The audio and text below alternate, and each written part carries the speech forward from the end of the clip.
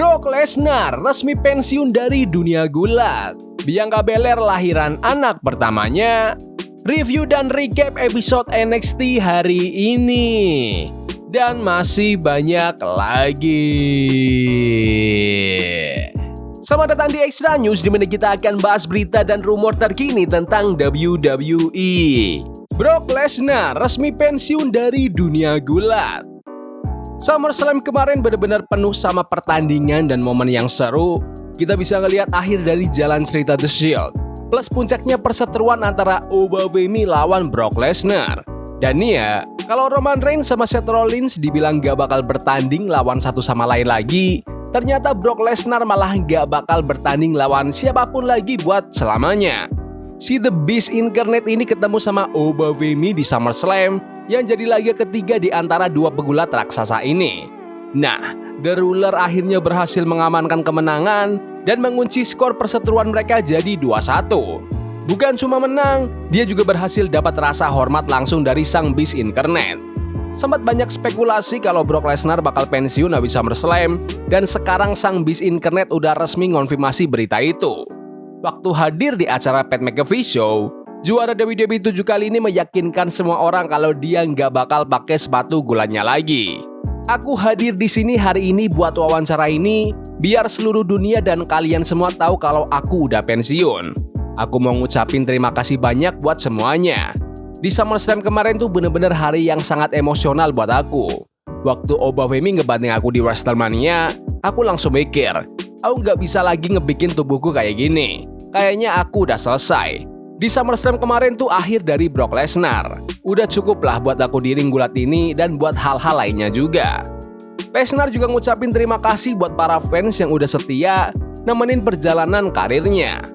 Aku cuma mau apresiasi dan sapa kalian semua di alam semesta ini yang udah ngikutin aku dari aku masih bocah sampai SummerSlam kemarin. Aku ini cuma anak peternakan dari South Dakota dengan mimpi yang besar, hati yang mantap, dan rasa haus buat ngebuktiin diri yang luar biasa besar. Aku benar-benar bersyukur banget. Menurut kalian, siapa nih yang paling cocok jadi penerus Brock Lesnar?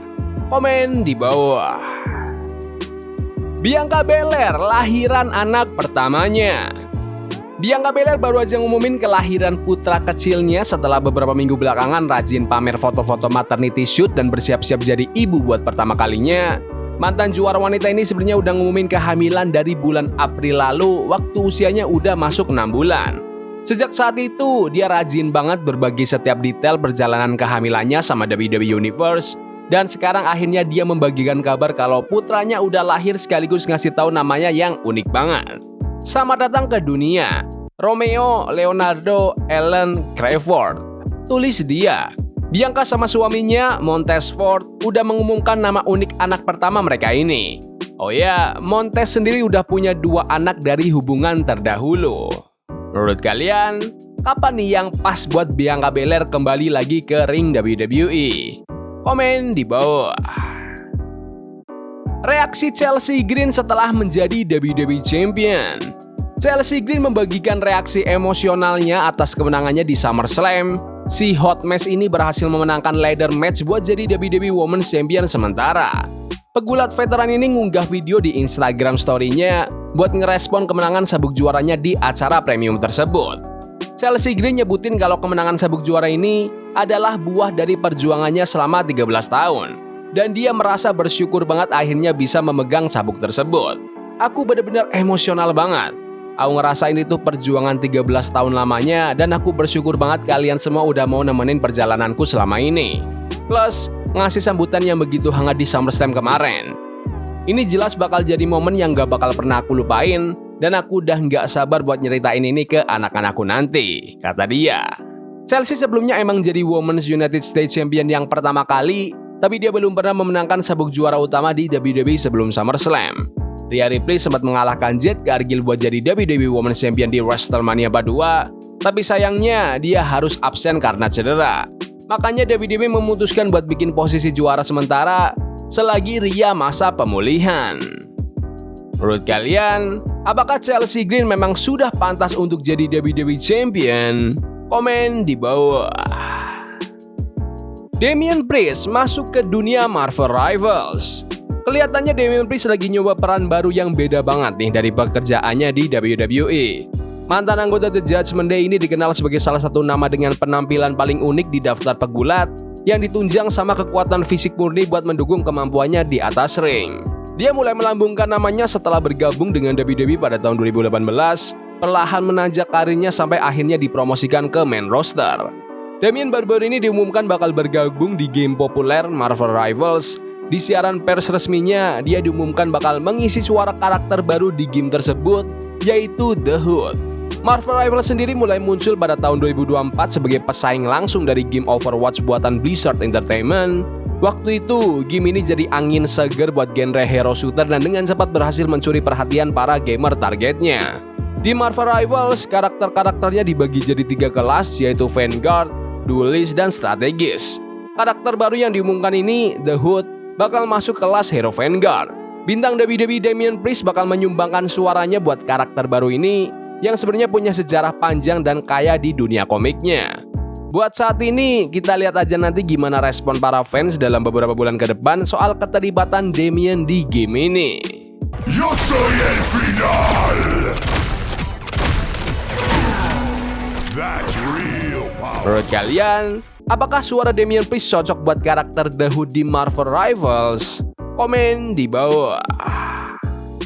Selamat datang di segmen N Extra, di mana kita akan nge-recap dan nge-review episode NXT hari ini tanggal 5 Agustus 2026. Masuk ke pertandingan pertama di episode NXT hari ini antara Jada Parker dan Thea Hale yang bertanding lawan Nikita Lyons dan Carmen Petrovic yang didampingi sama Natalya. Di awal-awal match, Jada dan Thea sempat megang kendali sebelum akhirnya Nikita, Carmen, dan Natalya mulai pakai trik-trik distraksi buat balik melancarkan serangan. Pas mendekati akhir match, Jada berhasil bikin Natalya yang gak berkutik di luar ring. Momen ini langsung dimanfaatkan Thea buat tag in dan melancarkan back senton ke Nikita untuk memenangkan pertandingan. Natalya, Nikita, dan Carmen gak terima malah langsung nyerang Jada dan Thea. Tapi aksi pengeroyokan ini ambiar pas Natalya gak sengaja malah mukul Nikita. Momen ini dimanfaatkan Jada dan Thea buat balik menyerang sampai akhirnya Nikita, Natalya, dan Carmen mundur merayap keluar dari ring. Pertandingan yang seru. Walaupun Jada Parker sama Thea Hale ini aliansi baru sebagai tim babyface, mereka kelihatan kompak. Dan jujur, aku ngerasa Nikita Lyons sama Carmen Petrovic berkembang pesat beberapa bulan terakhir ini sejak gabung sama Natalya.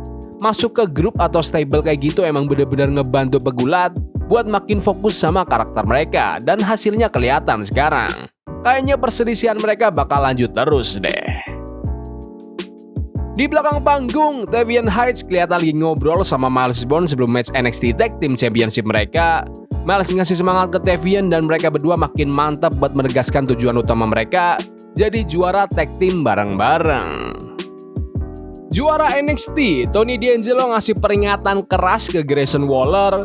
Dia menuduh Grayson udah nggak menghargai dirinya sebagai juara sekaligus nggak ngedukung jajaran roster NXT. Tony menganggap Grayson itu cuma masa lalu yang udah basi, terus dia malah memanggil Cruz Montana buat masuk ke ring. Grayson Waller langsung memotong dari arah tribun penonton. Dia mendeklarasikan dirinya sebagai atraksi paling besar di NXT dan berkeras kalau perebutan gelar juara harusnya berpusat di sekitar dia. Tony langsung membalas dengan mengingatkan Grayson soal sejarah mereka pas di NXT 2.0. Dia nyindir kalau member-member lain dari tim War Games mereka dulu semuanya udah pada jadi juara, sedangkan Grayson sampai sekarang belum dapat apa-apa. Cruz Montana lalu masuk lewat area penonton. Dia paham sama omongan-omongan Grayson belakangan ini, tapi dia menegaskan kalau dia ngedapetin kesempatannya lewat kerja keras yang konsisten, bukan cuma bisa mengeluh. Grayson meremehkan ceritanya Cruz dan bilang kalau dia nggak butuh pengakuan dari fans. Cruz membalas kalau bertarung cuma buat diri sendiri itu ujung-ujungnya nggak bakal membawa kemana-mana. Melihat itu, Tony mengusulkan supaya Grayson dan Cruz menyelesaikan masalah ini di match penentuan penantang utama. Tony bilang dia siap menghadapi pemenangnya di Heatwave sebelum akhirnya meninggalkan ring. Aku nggak kaget sih kalau mereka mengarah ke pertandingan number one contender. Masalahnya, Grayson Waller tuh udah bertahun-tahun nggak pernah menang match di NXT, dan Cruz Montana juga belum pernah menang sama sekali sejak masuk roster. Jadi kenapa mereka nggak disuruh ngalahin penantang top lainnya dulu, baru dibikin match antara Grayson lawan Cruz? Aku cuma berharap promotor wrestling kadang-kadang bisa berusaha lebih keras aja sih buat membangun sosok penantang gelar. Tapi ya, promo tadi oke-oke aja lah. Buat Cruz, omongannya masih sama kayak yang biasa dia sampein. Begitu juga dengan Grayson. Di belakang panggung, Kendall Gray ngasih dorongan semangat ke Ryan Sinclair sebelum pertandingan pertahanan gelarnya. Kendall mengingatkan Ryan buat tetap fokus pas mereka berdua lagi berjuang meraih kesuksesan bareng-bareng. Langsung aja masuk ke Ryan Sinclair yang mempertahankan WWE Women's Speed Championship miliknya melawan Zarya. Dengan batasan waktu 5 menit yang berlaku, kedua pemegang sabuk ini saling bergantian memegang kendali sepanjang pertandingan. Tapi sampai batas waktu habis, gak ada satupun dari mereka yang bisa mengamankan kemenangan mutlak. Match ini akhirnya selesai dengan hasil time limit draw, yang artinya Ryan tetap berhasil mempertahankan Speed Championship miliknya. Zarya langsung merespon hal itu dengan nyerang Ryan pakai forearm dan F5 setelah bell berbunyi. Pertandingan Speed yang lumayan solid, aku sempat mikir 2 menit pertama harusnya bisa lebih menarik lagi kalau ada lebih banyak percobaan near fall. Hasil draw buat match Speed kayak gini sesekali emang masuk akal sih, asal jangan terlalu sering aja. Zarya sama Ryan Sinclair kelihatan menyatu pas tanding. Hasil ini juga bikin match rematch mereka buat gelar milik Zarya jadi makin masuk akal. Tapi aku ragu sih Zarya bakal kalah dan kehilangan gelarnya dari Ryan. Zarya harusnya punya masa reign yang lebih panjang. Di belakang panggung, Bronco Nima dan Lucien Price minta maaf atas kejadian minggu lalu sebelum situasi makin memanas sama Burt Wright. Lucien Price akhirnya menantang Lexis King buat tanding 1 lawan 1. Gak lama setelah itu, Grayson Waller kelihatan lagi ngobrol sama Kelani Jordan. Kelani setuju kalau kesempatan di NXT itu nggak selalu adil. Tapi dia menegaskan bakal langsung menumbangkan lawannya dan merebut NXT Women's Championship di kesempatan pertama dia menantang gelar itu. Mason Rook sempat melabrak Grayson gara-gara omongannya sebelum tiba-tiba Cam Hendricks nyerang Mason dari belakang. Petugas keamanan langsung memisahkan mereka berdua, sementara Grayson jalan santai meninggalkan lokasi. Anak-anak The Vanity Project, Brad Baylor dan Ricky Smokes mempertahankan NXT Tag Team Championship mereka lawan Miles Bourne dan Tavian Heights. Miles dan Tavian sanggup melayani permainan sang juara bertahan sepanjang laga, padahal The Vanity Project berkali-kali melancarkan aksi double team. Situasi makin menguntungkan pihak penantang setelah Jackson Drake dan Michael Lugu diusir dari pinggir ring gara-gara mencoba buat ikut campur. Miles berhasil melempar Brad keluar ring sebelum Tavian mengeksekusi gerakan Height of Glory untuk memenangkan pertandingan. Hasil ini resmi bikin Miles Bourne dan Tavian Heights jadi NXT Tag Team Champions yang baru. Pertandingan tag team yang keren dari 4 anak muda berbakat ini, aku sempat mikir pergantian sabuk emang sangat mungkin terjadi, tapi aku juga ngaku kalau sempat menduga Tavian Heights bakal turn heel semisal mereka kalah. The Vanity Project udah cukup lama megang sabuk juara itu, jadi momen ini berasa pas buat melakukan pergantian juara. Miles Bourne sama Tavian tuh secara teknikal bagus dan mereka punya sejarah panjang bareng-bareng. Jadi naruh mereka di skenario persaingan tag team title jelas bakal menghasilkan match-match yang menghibur. Brad Baylor dan Ricky Smokes juga masih muda banget, awal 20-an tahun, jadi masa depan mereka masih panjang dan cerah. Aku suka betapa naturalnya mereka meranin karakter heel. Di belakang panggung, Jackson Drake malah menyalahkan wasit atas kekalahan The Vanity Project. Di saat yang sama, Keanu Carter sempat mendatangi grup itu sebelum dia jalan menuju matchnya. Di tempat lain, Izzy Dame dan Nico Vance malah berdebat sama Lizzie Ren gara-gara kemenangannya belakangan ini. Shawn Spears memotong perdebatan itu dan mengumumkan kalau match tag team udah disiapkan. Tapi Lizzie sendiri masih merasa curiga sama niat sebenarnya dari Shawn. Lanjut, ke Keanu Carter bertanding melawan AJ Prosper di pertandingan rematch setelah sebelumnya AJ sempat mengalahkan dia 2 kali berturut-turut. Eke mengandalkan kecepatan dan gaya bertarung di udara, sementara Keanu membalas dengan kekuatan fisiknya sambil perlahan memperlambat tempo. Setelah beberapa kali terjadi near fall dari kedua pihak, Keanu berhasil membalikan pergerakan Eke menjadi small package untuk memenangkan pertandingan. Ini tipe pertandingan yang agak beda, soalnya Keanu Carter bertanding dengan cara yang kelihatan lebih dewasa ketimbang cuma ngandelin emosi meledak-ledak sepanjang match. Dia bertanding pakai otak dan berhasil ngedapatin kemenangan. Di sisi lain, AJ Prosper itu keren kalau udah main di udara, gerakan-gerakannya kelihatan gampang dibawain. Aku suka dua-duanya sih. Keanu kelihatan mengintimidasi secara fisik, sementara Eke itu bakat yang spesial dengan masa depan yang cerah. Di belakang panggung, member-member Dark State lagi mendiskusikan kesuksesan mereka belakangan ini. Dion Lennox bilang kalau dia mau grup mereka jadi tak tersentuh lagi kayak dulu, dan dia mengingatkan kalau nggak bakal ada satu orang pun yang aman, termasuk Second Sugars. Setelah itu diputar tayangan video yang menampilkan Silo Hill. Dia mengungkapkan kalau dia mengalami cedera retak tulang tengkorak setelah pertandingan minggu lalu dan harus istirahat dulu dari ring. Silo juga sempat mengkritik pedas Cam Hendricks di sesi wawancara itu. Kemudian, General Manager Robert Stone mengonfirmasi kalau Grayson Waller dan Cruz Montana memang bakal berhadapan di match penentuan penantang utama. Tristan Angel sempat mendatangi Cruz Montana di belakang panggung dan mempertanyakan posisinya di NXT. Tapi Cruz memilih buat gak ambil pusing sama kritik itu. Waktunya main event. Kendall Gray mempertahankan NXT Women's Championship miliknya melawan Lola Vice di match NXT Women's Championship Underground pertama dalam sejarah.